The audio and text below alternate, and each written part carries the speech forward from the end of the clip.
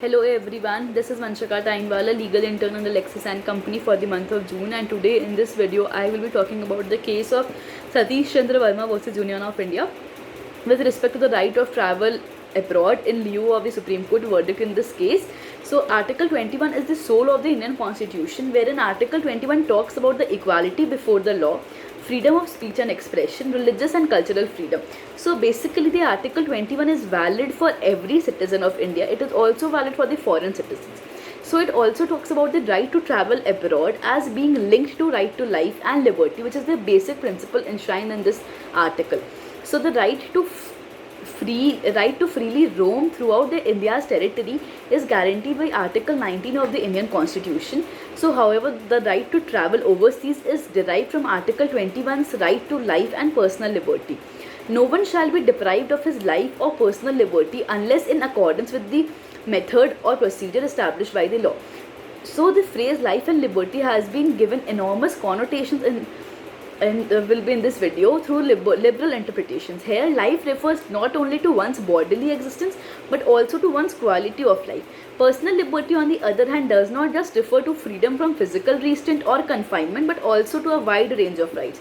So the Supreme Court of India underlined in this case that the freedom to go abroad, including the marriage and family, is a genuine and fundamental human right. So the right to travel abroad is an important basic human right because it nourishes independence and self-determining creative character of the individual, not only by extending his freedoms of action but also by expanding the scope of experience.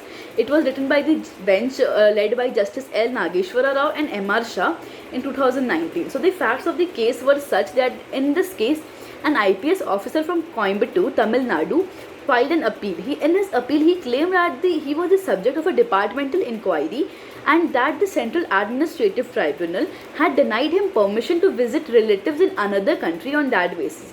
So despite the fact that the Inspector General of Police, Satish Chandra Verma, was not facing any criminal charges, the Madras High Court affirmed the Central Administrative Tribunal's ruling that he may not travel abroad without first obtaining the vigilance clearance.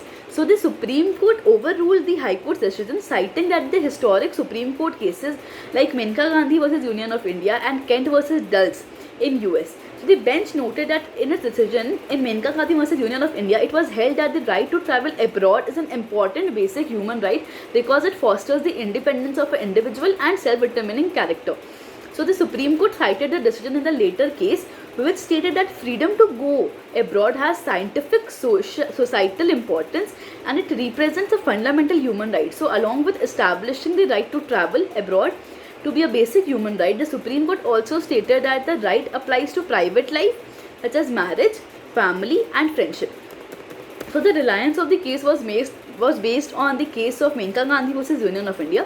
So in case of Menka Gandhi versus Union of India, the Supreme Court stated that the term personal liberty used in Article 21 has a very broad meaning and that it encompasses a wide range of rights that includes a man's personal liberty, some of which have been elevated to the status of separate fundamental rights and given protection under Article 19. So there must be balance between an individual's personal liberty and the rights that come with it, as well as the individual duties and obligations to the state.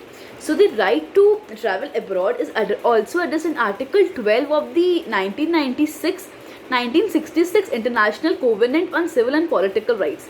It allows anyone to leave any country, including their own. As a result, it adds to the constitutional right to travel internationally. However, the Covenant, like the Indian Constitution, subjects the right to specific limitations that are provided by the legislation as are essential to preserve the national security, public order, health, morals for right and freedom of others and are consistent with the Covenant's other rights. So Article 12 provides the freedom to leave for permanent immigration as well as the right to visit abroad according to the UN Human Rights Commission, which is in charge of overseeing the Covenant's implementation. It also recognizes a person's right to select his or her own health. So the right to go abroad is accordance with the statutory process. So in conclusion, I would like to say that the right to travel internationally is a crucial right and it is recognized by the Supreme Court as a constitutional right. According to the court, the right to travel abroad is an important fundamental right since it is the individual's autonomous and self-determining creative character. Marriage, family, friendships are examples of human relationships that are rarely hindered by a fear of traveling overseas, demonstrating that freedom is a valid human right. So I hope you understood the concept of right to travel abroad with the respect of the case Satish Chandra Verma versus Union of India. This was a very landmark case after the Menka Gandhi relating to the right to travel abroad. So hope you understood this video. Please like, share and subscribe our YouTube channel. Thank you for listening.